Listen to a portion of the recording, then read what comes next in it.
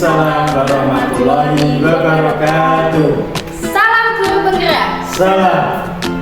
Halo, perkenalkan nama saya Budayani Hastari. Di sebelah kanan saya ada Bapak Budi Ari Setiawan dan di sebelah kiri saya ada Ibu Eka Priyani. Kami adalah JGP Angkatan 9 Kabupaten Pati. Dalam kesempatan ini kami akan mempraktekkan kucing untuk memenuhi tugas demonstrasi kontekstual modul 2.3. Dalam kesempatan ini saya akan berperan sebagai supervisor, sedangkan Bapak Budi sebagai coach dan Ibu Eka sebagai kucing. Selamat menyaksikan. Selamat siang Pak Budi. Selamat siang Bu Yeni. Apa kabarnya hari ini Pak? Alhamdulillah baik Bu, sehat. Baik, Pak Budi, sebelum hari ini kita melakukan praktek kucing, sebagai awal saya akan mengajukan beberapa pertanyaan kepada Bapak. Apakah Bapak berkenan? Ya, berkenan Bu. Baik Pak, pertama-tama saya akan mendiskusikan terkait rubrik penilaian kepada Bapak. Pada kucing kali ini, coach dan kuci akan saya amati dan saya nilai sesuai dengan rubrik penilaian yang ada.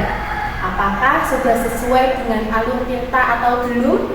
Dan kemudian bagaimana Bapak memberikan pertanyaan yang berbobot kepada kuci. Selanjutnya juga bagaimana respon kuci tersebut menjawab pertanyaan Bapak. Dan jangan lupa Pak, harus disesuaikan dengan prinsip kucing, diantaranya kemitraan, proses kreatif, dan juga memaksimalkan potensi. Nah, pertanyaan pertama yang akan saya tanyakan kepada Bapak, kompetensi apa yang ingin Bapak kembangkan pada kucing kali ini? Kompetensi yang ingin saya kembangkan pada kucing kali ini diantaranya Bu, satu, kehadiran penuh, yang kedua mendengarkan secara aktif, dan yang ketiga adalah mengajukan pertanyaan yang berbobot. Baik Pak, lantas kompetensi mana yang ingin Bapak kembangkan secara spesifik yang ingin diobservasi? Yang ingin saya kembangkan secara spesifik adalah kompetensi kehadiran penuh dan mendengarkan secara aktif. Baik, kemudian yang terakhir, apa indikator ketercapaian dan tujuan pengembangan yang diinginkan Bapak dalam proses kucing kali ini? Harapannya pada kucing kali ini sudah sesuai dengan alur kita, serta kucing dapat menemukan solusi untuk menyelesaikan masalah, serta dapat menemukan langkah-langkah yang tepat untuk menyelesaikan permasalahan yang sedang dihadapi. Ya, baik. Demikian dulu ya Pak. Saya berharap kegiatan Bapak hari ini bisa berjalan dengan lancar dan tanpa kendala. Selamat melakukan tugas selanjutnya. Ya, terima kasih Bu. Halo, selamat siang Pak. Bagaimana kabarnya Bapak? Halo Bu Eka, selamat siang. Alhamdulillah sehat selalu. Bu Eka, bagaimana? Alhamdulillah sehat juga Pak. Oh iya Pak, kita ketemu nih hari ini. Boleh tidak saya berbincang-bincang dengan Bapak? Saya minta waktunya sebentar. Ya Bu, silahkan Bu. Apa yang mau Bu Eka bicarakan? Apakah Bu Eka memiliki kendala pembelajaran di kelas? Iya Pak, terus terang, saat ini saya mengalami sedikit kendala di kelas yang saya ajar. Jadi begini Pak, di kelas saya itu ada satu murid yang kurang fokus dalam mengikuti kegiatan belajar di kelas. Anak tersebut seperti memiliki dunia sendiri. Kadang suka melamun, kadang suka bermain sendiri, bahkan juga terkadang dia suka mencoret-coret atau menggambar di buku tulisnya sampai penuh. Dia sering cepat ganti buku karena cepat habis untuk menggambar. Bukunya itu penuh dengan gambaran-gambaran imajinasinya dia. Sedangkan dia sendiri malas, bahkan tidak mau menulis seperti teman-temannya yang lain. Saat ini, jujur saja, baru 5 bulan saya membimbing anak tersebut. Saya sudah sempat berbincang-bincang dengan rekan guru yang mengajar anak tersebut. Waktu kelas 1, dia berangkat serta selalu ditunggu ibu dan ayahnya. Sekaligus karena secara kesehatan jasmaninya, ia sedikit terganggu, Pak. Dan selang beberapa waktu, kedua orang tua anak tersebut bercerai karena masalah ekonomi. Tentunya hal ini malah memperparah kondisi anak tersebut. Anak itu selalu ingin ibunya ada di dekatnya. Bahkan saat jam pelajaran, dia ingin ditunggui.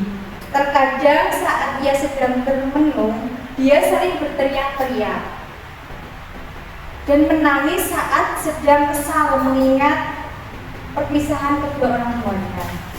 Terkadang dia juga tidak mau membereskan alat tulisnya sendiri. Begitu juga dengan piket kelas, dia cenderung melalaikan kewajibannya. Jika dia mau piket pun dilakukan dengan alasan-alasan, karena dia merasa bahwa guru dan teman-temannya atau mungkin ibunya akan menolongnya. Saya sebagai wali kelasnya tentunya merasa sedih dan prihatin terhadap anak tersebut. Jadi, saya memiliki harapan agar murid saya itu menjadi lebih mandiri, mau fokus belajar di kelas dan tidak bergantung kepada orang tuanya terus. Begitu, Pak. Bu Eka, jadi sebelum kita melanjutkan pembicaraan ini, kira-kira apa yang akan kita harapkan dari kedua kita ini? Ini, Pak, saya mengharapkan adanya alternatif solusi ataupun titik temu atas permasalahan yang saya hadapi ini, yaitu tentang bagaimana cara agar murid saya ini mau lebih fokus belajar serta lebih mandiri dan tidak selalu bergantung pada orang lain. Baik, Bu Eka, jadi Bu Eka mengharapkan muridnya tadi untuk lebih fokus dan lebih mandiri ketika mengikuti kegiatan belajar gitu ya, Bu? Iya. Kemudian menurut Bu Eka yang dikatakan fokus dan mandiri itu seperti apa? Kalau menurut saya, Pak, yang dikatakan mandiri untuk anak seusia murid saya itu, yaitu kelas 5, saya berharap anak tersebut dapat melakukan hal-hal sederhana tanpa bantuan orang lain. Saya berharap ia bisa belajar mengatur dirinya sendiri dan tidak bergantung pada orang lain begitu saja. Misalnya, untuk menyiapkan buku pelajaran, melakukan piket kelas, kemudian meraut pensil, itu bisa sendiri. Sedangkan anak dikatakan fokus belajar, menurut saya pada usia anak tersebut seharusnya dia mengikuti pelajaran dengan baik seperti teman-temannya. Kemudian dia juga mampu memusatkan pikiran dan perhatiannya di dalam aktivitas belajar. Secara sederhana bisa dikatakan jika waktunya menulis, dia akan menulis. Jika waktunya untuk melakukan presentasi, dia pun mau melakukan presentasi atau menyampaikan hasilnya di depan kelas. Jika waktunya berkelompok, dia juga dapat berkolaborasi dengan teman-temannya. Oh iya, Bu Eka. Tapi kira-kira menurut Bu Eka, indikator murid ibu tadi itu si murid tadi bisa dikatakan fokus dan mandiri dalam pembelajaran itu seperti apa? Menurut saya, indikator anak mandiri itu anak harus sudah berani dan mandiri untuk belajar di sekolah dan bisa melakukan kegiatan di sekolah tanpa selalu bergantung pada guru maupun teman-temannya. Selain itu, anak juga memiliki kepercayaan diri dan inisiatif dalam bersikap. Serta terakhir menurut saya, anak harus berperilaku disiplin dan memiliki rasa tanggung jawab dalam setiap hal yang dikerjakan. Sedangkan untuk indikator fokus belajar, anak tersebut mau melakukan kegiatan belajar di kelas dengan senang dan gembira, kemudian dengan kesadaran dan kemauan tanpa harus ada paksaan dari orang lain, baik itu saya maupun teman-temannya. Oh, gitu ya Bu. Jadi dari pendapat kita tadi dapat kita ambil suatu kesimpulan bahwa indikator mandiri adalah anak yang bisa melakukan kegiatan belajar di kelas tanpa meminta tolong kepada guru maupun temannya. Sedangkan indikator anak itu fokus, maka dia mau melakukan kegiatan belajar di kelas dengan sadar kemauannya sendiri dan memiliki rasa yang senang serta gembira. Gitu ya Bu ya? Iya Pak, karena sepertinya setelah saya amati, pada dasarnya murid saya itu termasuk anak yang manja dan ingin selalu dituruti. Selain itu, perpisahan kedua orang tuanya membuat anak tersebut merasa rendah diri di hadapan teman-temannya, sehingga hal ini cenderung membuat anak tersebut menjadi kurang percaya diri dan berdampak negatif terhadap proses belajarnya di kelas. Jadi itu alasannya ya yang membuat si anak tadi menjadi kurang percaya diri dan manja gitu ya. Kemudian jika mereka selama ini mengamati, apa yang dapat Ibu lakukan agar murid tersebut bisa memiliki sikap mandiri dan fokus? Jadi selama ini yang sudah saya lakukan yaitu dengan melakukan pendekatan personal dengan anak tersebut Pak. Saya berupaya untuk terus menasehati dan membimbing anak tersebut menggunakan teknik segitiga restitusi.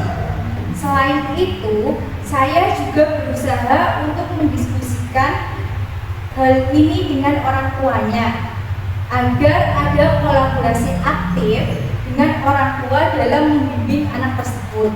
Selain itu, untuk posisi duduk di kelas pun, saya berusaha mendekatkan tempat duduk anak tersebut dengan saya. Saya berusaha membimbingnya lebih intens. Terus terang, memang anak ini saya perhatikan lebih daripada yang lain, baik dalam pembimbingan maupun pengajaran, karena ibaratnya anak ini harus selalu saya pantau, walaupun tidak harus selalu saya layani, tetapi setidaknya dengan cara demikian saya dapat memantau pergerakan anak tersebut di dalam kelas. Ya sekali dari berbagai pendapat dari mereka tersebut, kiranya apakah ada hambatan atau gangguan yang menghalangi Ibu? Kemudian jika ada, apa solusi yang akan Ibu lakukan? Tentu saja ada hambatan yang saya alami Pak, dikarenakan anak tersebut tidak percaya diri, terutama dalam menjawab soal-soal yang agak rumit. Katakanlah matematika, nampaknya timbul rasa tidak percaya diri, tidak semangat dan malu-malu saat menjawab. Sudah merasa ketakutan juga, takut kalau jawabannya itu salah Pak. Padahal tidak ada teman yang berkomentar negatif pada anak tersebut. Menurut saya solusi yang harus dilakukan adalah saya harus selalu berupaya melakukan pendekatan personal dengan anak tersebut. Kemudian saya juga harus selalu berkomunikasi aktif dengan ibunya selaku orang tua agar timbul kolaborasi aktif antara guru dan orang tua dalam menyelesaikan permasalahan belajar anak. Benar sekali kita.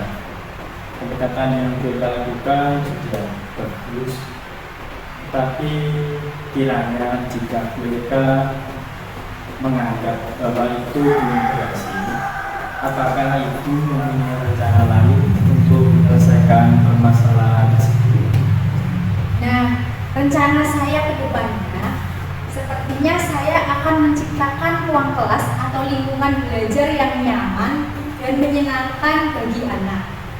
Tidak hanya untuk anak tersebut saja, tetapi juga untuk seluruh murid yang ada di kelas agar hasil belajar pun lebih optimal. Ide yang bagus sekali. Kemudian, lingkungan belajarnya seperti apa yang akan diciptakan yang kiranya bisa membantu menyelesaikan permasalahan si anak tersebut?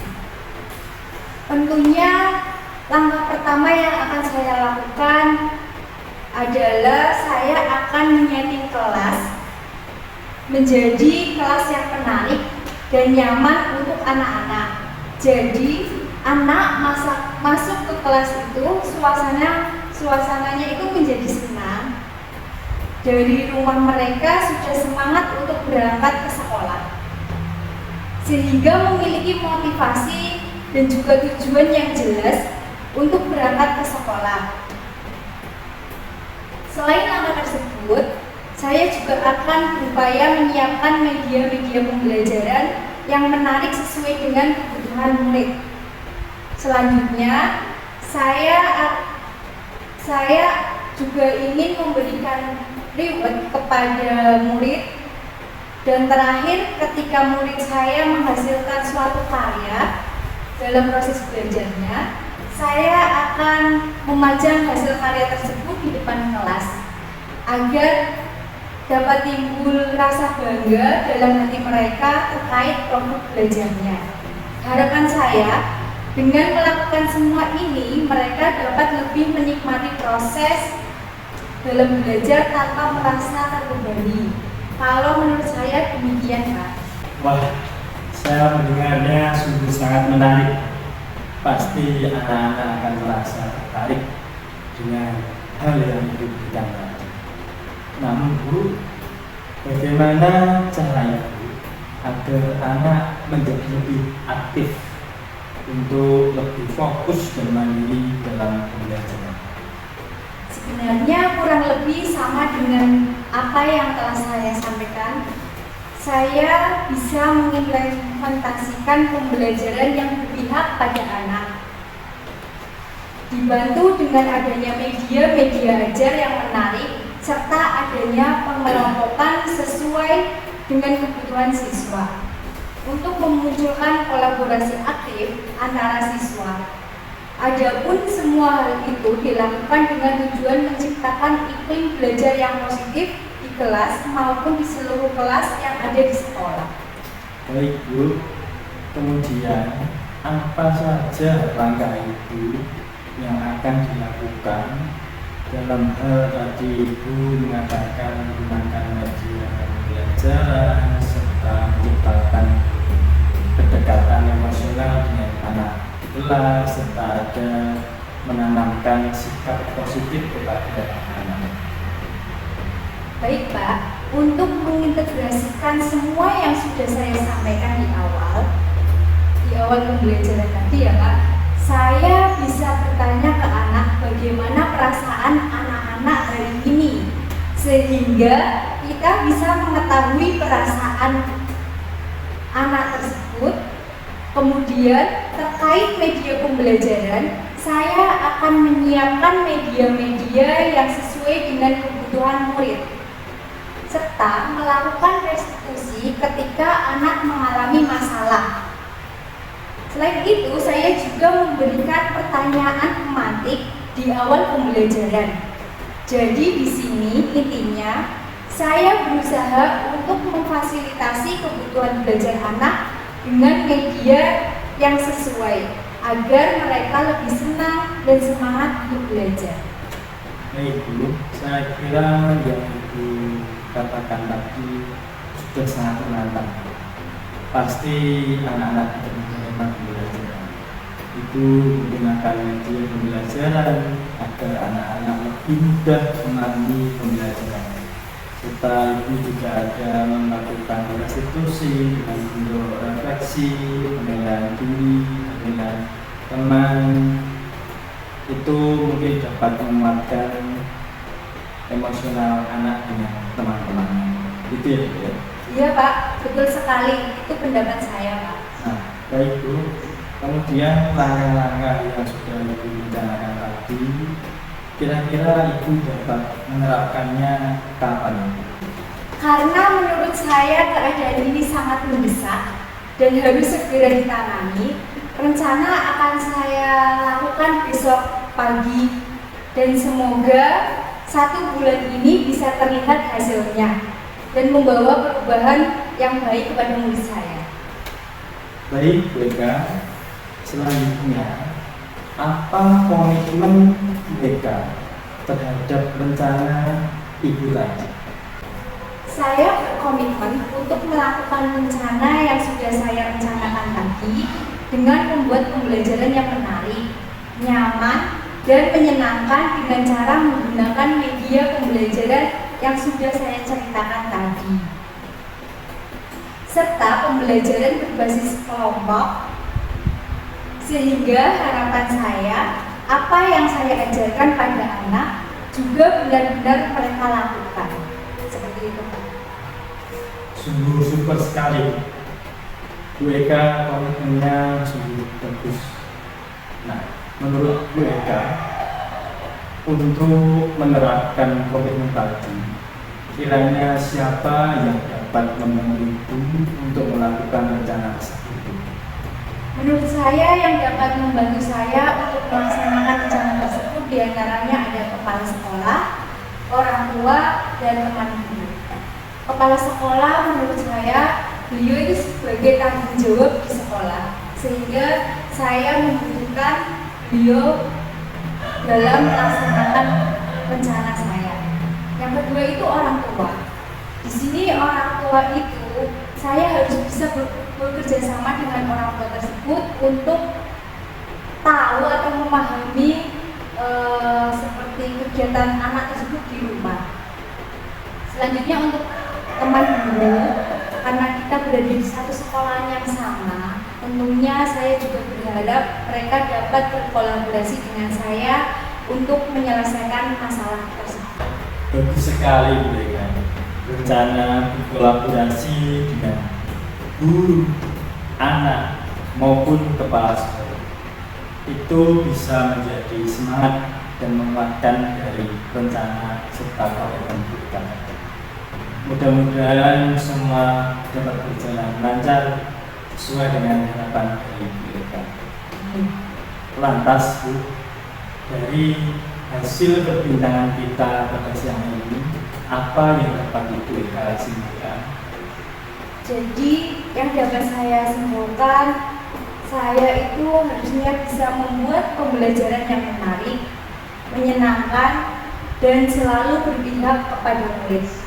Selain itu saya juga menggunakan media ajar, kemudian melakukan restitusi untuk menyelesaikan masalah pada siswa, memberikan pertanyaan tematik di awal pembelajaran. Betul Bu, Bu Eka hanya perlu yakin dan semoga segera terlaksana. Sukses ya Bu, mudah-mudahan lancar sesuai harapan. Amin. Terima kasih Pak atas waktunya. Sama-sama Bu. Selamat siang Bu Eka. Selamat siang Pak. Selamat siang Pak Budi. Selamat siang Bu Yeni. Wah, baru saja selesai melakukan praktek kucing bersama Bu Eka ya Pak ya? Iya, syukur Bu, alhamdulillah sudah selesai. Iya. Baik Pak, tadi Bapak sudah berhasil melakukan praktek kucing bersama dengan Ibu Eka Riyani. Sebelum kita melakukan penutupan, bolehkah saya mengajukan beberapa pertanyaan kepada Bapak? Oh boleh Bu, silakan Bu. Yang pertama, apa saja yang sudah Pak Budi lakukan pada saat kucing terkait indikator pencapaian yang Bapak inginkan?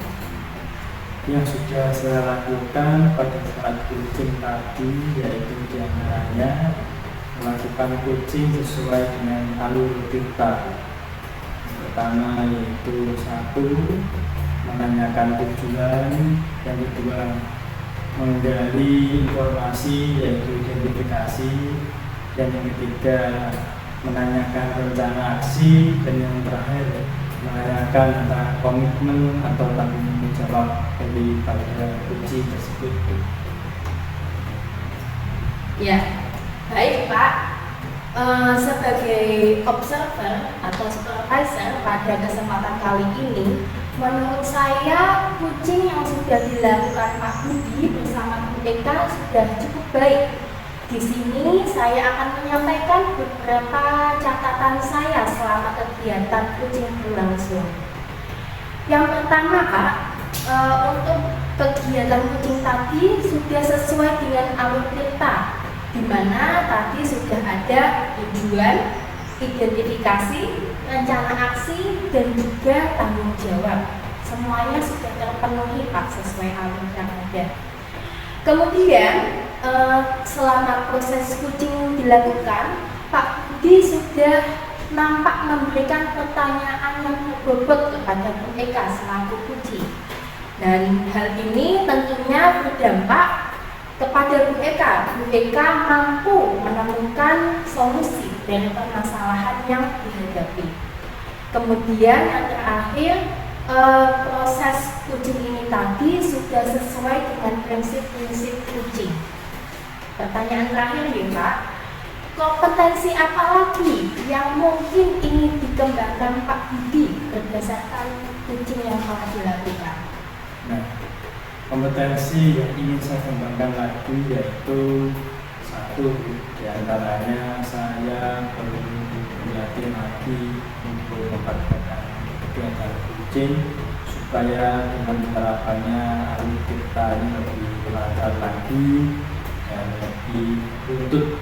Selain itu, pertanyaan-pertanyaan yang berbobot itu juga perlu kita kembangkan lagi, dan sehingga nanti kita terapkan di lingkungan sekolah, kita lebih mampu untuk mengimplementasikan kucing tersebut dan menghasilkan sesuatu yang bermanfaat. Baik Pak, semoga kedepannya kita semua bisa melakukan kucing dengan lebih baik lagi. Demikian kegiatan observasi pada hari ini. Semoga kita senantiasa bisa terus berproses membawa perubahan positif ke dalam dunia pendidikan. Terima kasih Pak Budi atas waktunya. Selamat siang. Wassalamualaikum warahmatullahi wabarakatuh. Waalaikumsalam.